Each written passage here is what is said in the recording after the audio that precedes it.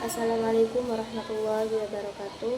Nama saya Dinda Ayu Jayanti, Prodi Ekonomi Syariah semester 6. Di sini saya akan mempresentasikan dengan judul Perubahan Perilaku Ekonomi Masyarakat Post-Industrial dalam materi kuliah Sosiologi Ekonomi. Sebelum kita lanjutkan pembahasan, kita harus tahu dulu apa sih itu masyarakat post-industrial. Nah, masyarakat post-industrial adalah fase perkembangan sosial ekonomi setelah era industri, ditandai dengan pergeseran fokus dari produksi barang manufaktur ke penyediaan jasa dan informasi. Nah, konsep ini menandai transformasi struktur sosial dan ekonomi yang berdampak luas terhadap cara manusia bekerja, belajar, berinteraksi, dan mengonsumsi. Nah, selanjutnya ciri-ciri masyarakat post-industrial. Nah, di sini yang pertama, sektor jasa. Sektor jasa mendominasi ekonomi. Nah, di sini masyarakat post-industrial itu ditandai dengan pergeseran dari produksi barang ke penyediaan jasa yang pengelolaan informasi. Sektor jasa seperti pendidikan, kesehatan, teknologi informasi, dan keuangan menjadi tulang punggung ekonomi. Nah, di sini ciri-ciri yang kedua yaitu pengetahuan dan informasi jadi kunci. Gimana maksudnya? Itu dalam masyarakat post-industri, pengetahuan dan informasi menjadi kunci utama dalam menjalankan kehidupan sosial, ekonomi, dan budaya. Ini berbeda dari era sebelumnya, yaitu masyarakat industri, di mana kekayaan dan kemajuan lebih ditentukan oleh kemampuan memproduksi barang secara massal. Nah, mengapa pengetahuan dan informasi jadi kunci di masyarakat post-industrial? Yang pertama, karena sumber daya utama. Yang kedua, karena munculnya pekerjaan berbasis pengetahuan atau pengambilan keputusan berdasarkan data dan peran teknologi informasi. Selanjutnya, teknologi dan inovasi sangat berperan. Nah, di sini peran teknologi itu dalam masyarakat post-industrial sudah sangat penting, sudah dibilang sebagai pokok utama dari masyarakat post-industrial. Nah, yang keempat, pendidikan tinggi sebagai penentu mobilitas. Nah, kenapa? Karena fokus pada pendidikan dan keterampilan. Pendidikan menjadi sangat penting karena masyarakat post-industrial menuntut keterampilan intelektual tinggi. Banyak pekerjaan yang menuntut keahlian khusus atau sertifikasi. Jadi banyak orang yang mengambil pendidikan karena ingin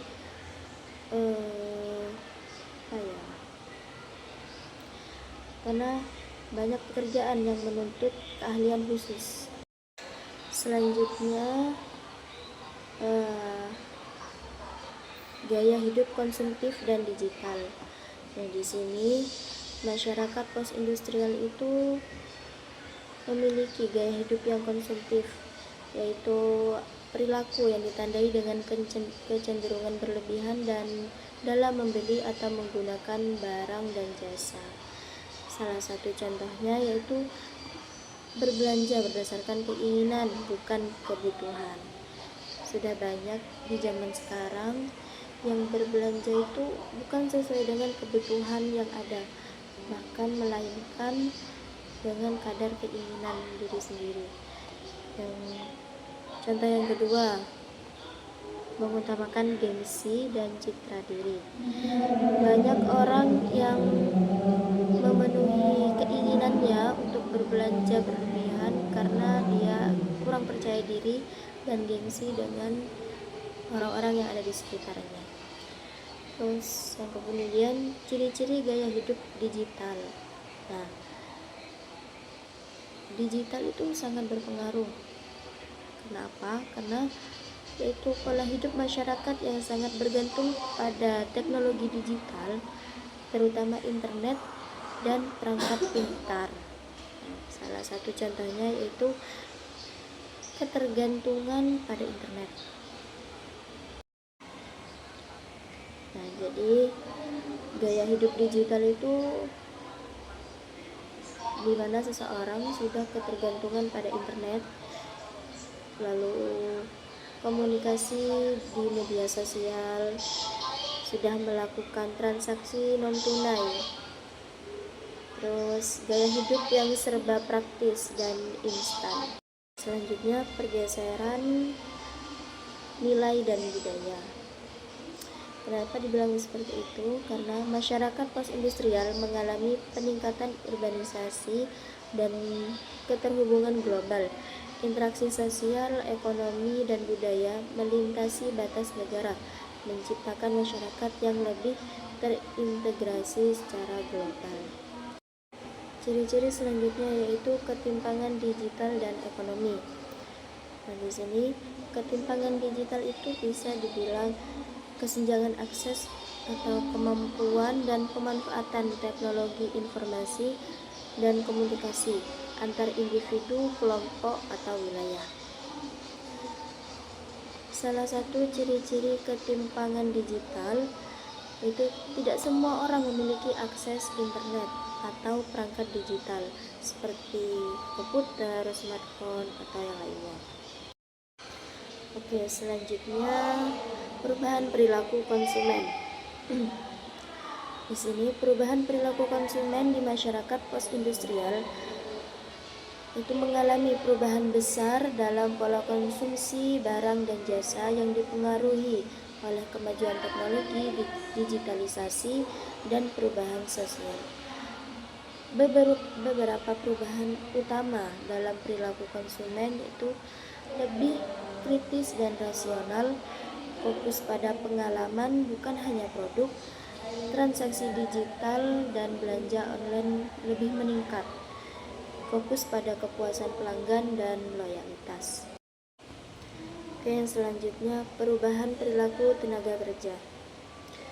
Perubahan struktur ekonomi dari industri ke post-industrial membawa transformasi besar pada cara kerja, jenis pekerjaan, dan karakteristik tenaga kerja. Perilaku tenaga kerja berubah untuk menyesuaikan dengan tuntutan zaman yang berbasis pengetahuan, teknologi, dan fleksibilitas kerja. Bisa dibilang sudah menyesuaikan pada era modern saat ini. Yang selanjutnya, dampak sosial dan ekonomi. Peralihan dari masyarakat industri ke masyarakat post-industrial membawa konsekuensi besar dalam berbagai aspek kehidupan sosial dan ekonomi. Meskipun membawa banyak kemajuan dan kemudahan, perubahan ini juga melahirkan tantangan dan ketimpangan baru. Salah satu ketimpangannya yaitu ketimpangan digital dan ekonomi, transformasi budaya, kerja, dan gaya hidup. Munculnya ekonomi berbasis platform. Salah satu contohnya seperti Gojek ataupun Shopee. Selanjutnya, tantangan dan peluang bagi negara-negara berkembang. Nah, dari beberapa penjelasan tadi, berikut adalah kesimpulan yang dapat saya simpulkan. Itu masyarakat post-industrial ditandai oleh dominasi sektor jasa, kemajuan teknologi, dan pergeseran nilai sosial. Perubahan ini memengaruhi perilaku konsumen dan tenaga kerja menjadi lebih digital, fleksibel, dan berbasis pengetahuan. Meski membuka banyak peluang, tantangan seperti kesenjangan sosial dan digital juga perlu diatasi agar pembangunan berjalan adil dan berkelanjutan. Cukup sekian dari presentasi yang bisa saya sampaikan. Kurang lebihnya mohon maaf. Wassalamualaikum warahmatullahi wabarakatuh.